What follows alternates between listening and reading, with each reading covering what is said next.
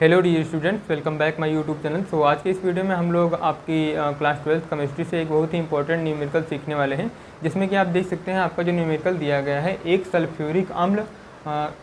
Sulphuric अम्ल विलयन की मोललता की गणना कीजिए, जिसमें जल का मोल अंश यहाँ पर दिया गया है। जल का मोल अंश या फिर बोल सकते हैं हम मोल प्रभाज दिया गया है 0.85 दिया गया है। तो यहाँ पर आप देख सकते हैं क्वेश्चन में हमको दिया गया है कि जल का मोल अंश, यहाँ पर इट मीन्स यहाँ पर मोल अंश या फिर बोल सकते हैं मोल प्रभाज दिया गया है, और उसकी हेल्प से हमको क्या कैलकुलेट करना है, यहाँ पर आपकी मोललता की गणना करनी है। तो इसकी कैसे गणना करते हैं, तो हम लोग स्टेप बाय स्टेप इसका सोल्यूशन जो है यहाँ पर देखते हैं। सबसे पहले हमको जानना होगा कि जो आपका रिलेशन होता है मोललता और मोल अंश में क्या रिलेशन होता है, इसको हम लोग यहाँ पर समझते हैं। तो यहाँ पर हम लोग लिख सकते हैं कि आपका जो रिलेशन मोललता और मोल अंश में होता है वो कुछ इस प्रकार से होता है।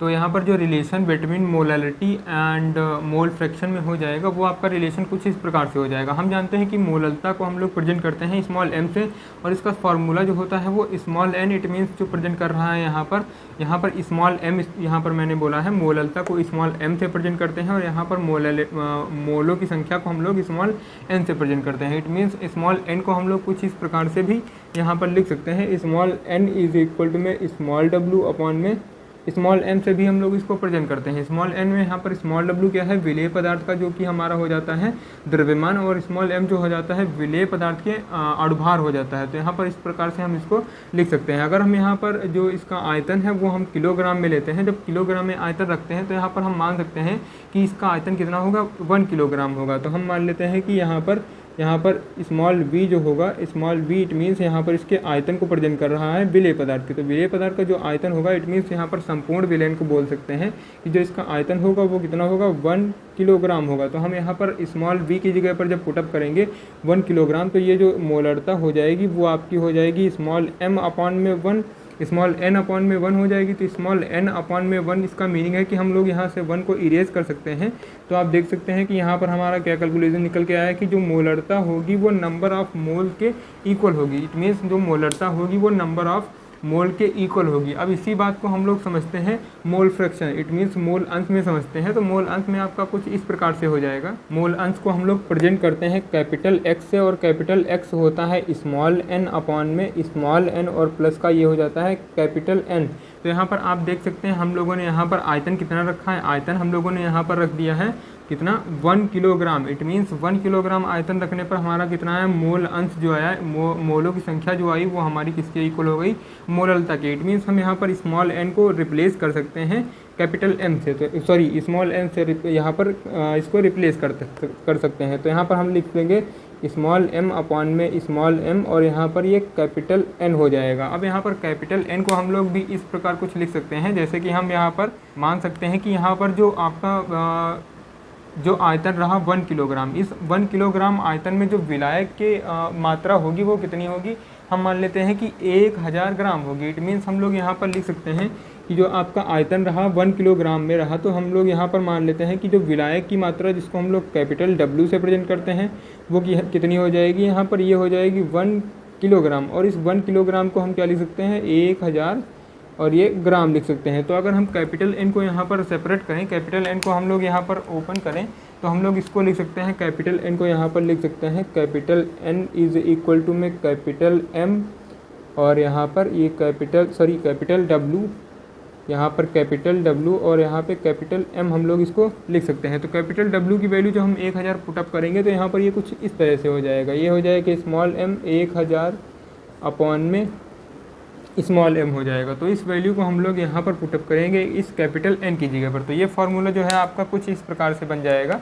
इस फॉर्मलता का मोल अंश के लिए यहाँ पर कुछ इस तरह से ये फार्मूला बन जाएगा। ये हो जाएगा स्मॉल m अपॉन में स्मॉल m, और यहाँ पर प्लस में ये हो जाएगा 1000, और अपॉन में यहाँ पर हो जाएगा कैपिटल M हो जाएगा यहाँ पर। तो आप इस प्रकार से इस फार्मूले को यहाँ पर समझ सकते हैं, जो कि मैंने बहुत ही बेसिक से बताया है। अब इसी फार्मूले का हम लोग यूज़ करेंगे, इसकी मोललता को फाइंड आउट करने के लिए, जहाँ पर आपका स्मॉल m जो है वो किसको प्रेजेंट कर रहा है, यहाँ पर मोललता को प्रेजेंट कर रहा है। तो मोललता को प्रेजेंट कर रहा है, वही हमको कैलकुलेट करनी है मोललता। तो यहाँ पर सबसे पहले आप देख सकते हैं हमको किसका मोल अंश दिया गया है, तो हमको जल का मोल अंश दिया गया है। हम जानते हैं कि जो जल होता है वो सार्वत्रिक विलायक होता है। इट मीन्स मैंने इससे पहले की जो भी लेक्चर्स हैं उसमें भी मैंने बता रखा है कि जल की मात्रा अल्प हो या फिर अधिक हो उसको आप सार्वत्रिक विलायक ही यहाँ पर एक्सेप्ट करेंगे। तो यहाँ पर सार्वत्रिक विलायक जल को हम लोग लेंगे तो हम यहाँ पर बोल सकते हैं कि विलयन में विलायक का मोल अंश। तो हम लोग यहाँ पर इसका सोल्यूशन अब स्टार्ट कर रहे हैं, तो आप यहाँ पर ध्यान दीजिएगा। उधर मैंने जो भी बताया वो मैंने फार्मूला कैसे यहाँ पर कौन सा फार्मूला अप्लाई होगा उसके लिए मैंने सारी डिटेल्स बताई। अगर आप चाहें तो इसको नोट डाउन कर सकते हैं, वरना बस आप ये फार्मूला ही अपना ध्यान रखें, तो इसी से आपके 2-3 न्यूमेरिकल्स जो हैं आपके चैप्टर में बहुत ही ईजिली सॉल्व हो जाएंगे। तो इसका जो सोल्यूशन होगा वो कुछ इस प्रकार से हो जाएगा। विलयन में विलायक का मोल अंश हम लोग यहाँ पर लिख सकते हैं,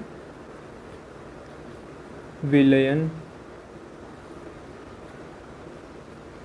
में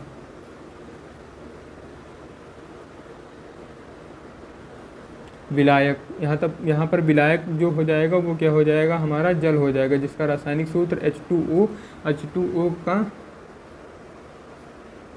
मोल अंश। तो यहाँ पर विलायक का जो भी मोल अंश हो जाएगा, विलायक के मोल अंश को हम लोग x से प्रेजेंट करते हैं, और यहाँ पर जिसका भी मोल अंश होता है उसको हम लोग रासायनिक सूत्र प्रेजेंट कर देते हैं। तो ये H2O का मोल अंश हमको दिया गया है 0.85 दिया गया है। तो इस प्रकार से आपका ये विलायक पदार्थ का मोल अंश हो जाएगा। अब हम लोग जानते हैं कि अगर एक पदार्थ का या फिर बोल सकते हैं एक यौगिक का मोल अंश दिया होता है तो दूसरे यौगिक का मोल अंश कैलकुलेट करने के लिए, इट मीन्स हमको यहाँ पर विलायक का मोल अंश दिया गया है, तो हमको अगर विलेय का मोल अंश कैलकुलेट करना होगा तो हम क्या करेंगे, 1 माइनस जो भी मोल अंश दिया गया है, इट मीन्स 1 से हम लोग उस मोल अंश को हटा देंगे जो कि हमको दिया गया है। तो हमको इजीली यहाँ पर विलेय पदार्थ का मोल अंश फाइंड आउट हो जाएगा। तो हम लोग यहाँ पर लिख सकते हैं विलेय पदार्थ का मोल अंश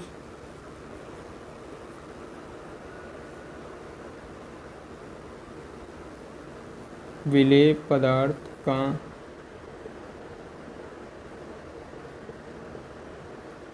मोल अंश। तो विलेय पदार्थ की मोल अंश को हम लोग कुछ इस प्रकार से प्रेजेंट कर सकते हैं। विलेय पदार्थ हमारा यहाँ पर क्या है, सल्फ्यूरिक अम्ल है, इट मीन्स H2SO4। तो हम लोग यहाँ पर इसको कैलकुलेट कर सकते हैं, कैपिटल X से हम लोग प्रेजेंट करते हैं मोल अंश को, और यहाँ पर जिसका भी मोल अंश होता है उसका हम लोग रासायनिक सूत्र प्रेजेंट कर देते हैं। तो H2SO4 हो जाएगा, और यहाँ पर हम लोग 1 माइनस कर सकते हैं किसका मोल अंश, विलायक का मोल अंश, जो कि है XH2O। तो इसमें हम लोग इसको कर सकते हैं XH2O। तो आप देख सकते हैं यहाँ पर हमारा जो भी विलायक पदार्थ है, विलायक पदार्थ की मात्रा है, इट मीन्स 0.85, उसको हम लोग यहाँ पर पुटअप करेंगे तो ये हो जाएगी 0.85। तो इसको जब आप सॉल्व करेंगे तो ये आ जाएगा 0.15 आ जाएगा आपका विलेय पदार्थ का मोल अंश। तो यहाँ पर विलेय पदार्थ हमारा कौन सा है, XH2SO4 जो है वो हमारा विलायक पदार्थ है। तो इस प्रकार से आप यहाँ पर विलायक पदार्थ से आप विलेय पदार्थ का मोल अंश कैलकुलेट कर सकते हैं। अब आप ये फार्मूला नोट डाउन कर लीजिए, मैं इधर का इरेज कर रहा हूँ पार्ट,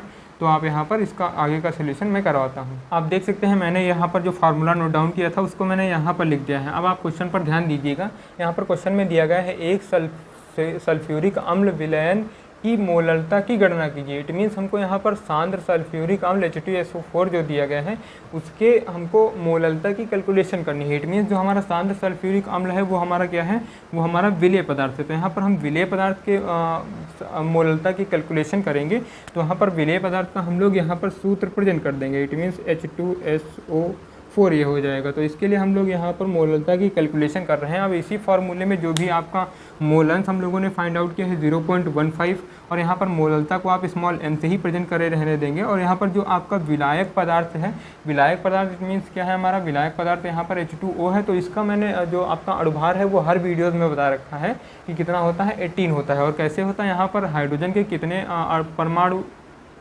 हाइड्रोजन का कितना परमाणु भार होता है, 1 होता है। और यहाँ पर कितने हाइड्रोजन है, 2 हैं। और ऑक्सीजन का कितना परमाणु भार होता है, यहाँ पर 16 होता है। तो यहाँ पर 16 और 2 18 हो जाएगा। तो इस प्रकार से आप यहाँ पर सभी वैल्यूज़ पुटअप करेंगे। तो यहाँ पर मैं इस साइड इसको सॉल्व कर रहा हूँ, तो ये फार्मूला जो हो जाएगा आप इधर से देख सकते हैं। यहाँ पर मोल अंश जो हो जाएगा वो H2SO4 का मोल अंश हम लोगों ने ये कैलकुलेट किया है, ये हो जाएगा 0.15। तो ये यहाँ पर आप लिख सकते हैं 0.15 इज़ इक्वल टू में स्मॉल m, तो हमको कैलकुलेट ही करना है स्मॉल m, और ये प्लस का हो जाएगा 1000। और यहाँ पर जो H2SO4 का क्या होता है, अणुभार, तो अणुभार हम जानते हैं कि कितना होता है, 18 होता है। तो इसको लिख देंगे 18। अब यहाँ पर जब हम 1000 को 18 से भाग देंगे तो वो हमारा आंसर आ जाएगा। आपने एक क्वेश्चन पढ़ रखा होगा कि जो बहुविकल्पी में बहुत ही ज़्यादा बार पूछा जाता है कि 1 किलोग्राम जल की मोललता कैलकुलेट कीजिए। तो 1 किलोग्राम जल की मोललता जो होती है वो होती है 5 यहाँ पर मैं थोड़ा बड़ा लिख देता हूँ, ये हो जाएगा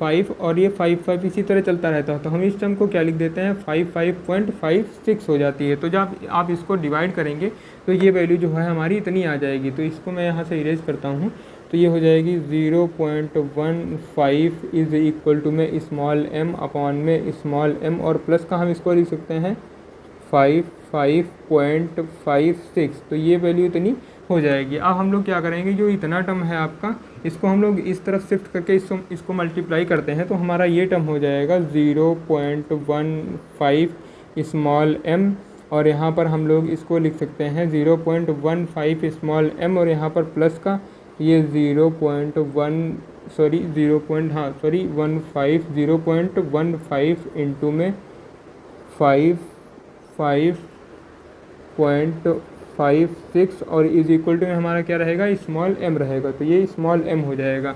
अब हम लोग क्या कर सकते हैं, इस टर्म को हम लोग इस तरफ शिफ्ट कर लेते हैं, या फिर आप इसको होल्ड रखिए यहीं पर।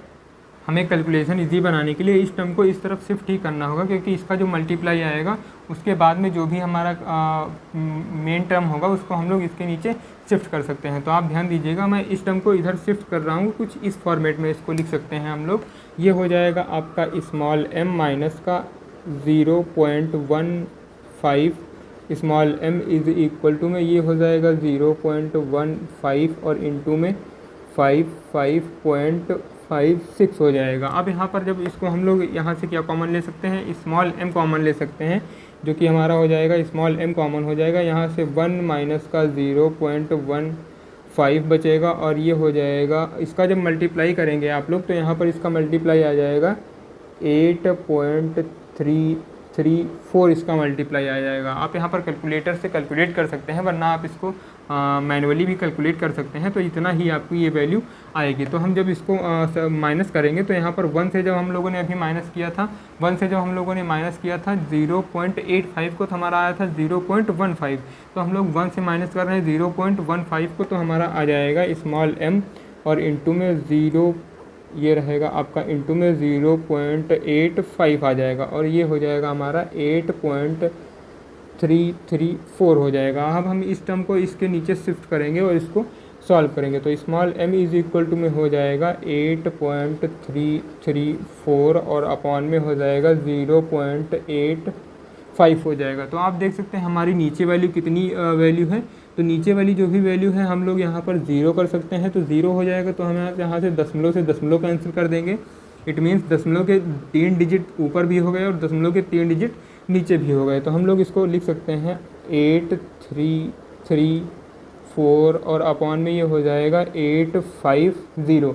तो यहाँ पर जब इस टर्म को हम लोग कैलकुलेट करेंगे, जब हम इसको भाग देंगे 8334 को 850 से भाग देंगे तो हमारा जो स्मॉल m की वैल्यू आ जाएगी, तो small m is equal to आ जाएगा 9.804 आ जाएगा। इतनी हमारी क्या हो जाएगी, मोललता हो जाएगी। तो हम लोग इसको स्मॉल m से प्रेजेंट कर देंगे, जो कि किसको प्रेजेंट करेगा, मोलल को प्रेजेंट करेगा। तो यही हमारी क्या हो जाएगी, मोललता हो जाएगी। तो इस प्रकार से आप इसकी मोललता कैलकुलेट कर सकते हैं। आप इजीली इसका सलूशन देख सकते हैं। और भी इस टाइप के जो भी न्यूमेरिकल्स हैं वो हम लोग इसी चैनल पर डिस्कस करने वाले हैं। तो आप हमारे चैनल से जुड़ जाइए और इस वीडियो को ज़्यादा से ज़्यादा अपने फ्रेंड्स में भी शेयर करिए, ताकि उनको भी हेल्प हो सके इस क्वेश्चन को इजीली सॉल्व करके। तो मिलते हैं नेक्स्ट वीडियो में, तब तक के लिए जय हिंद।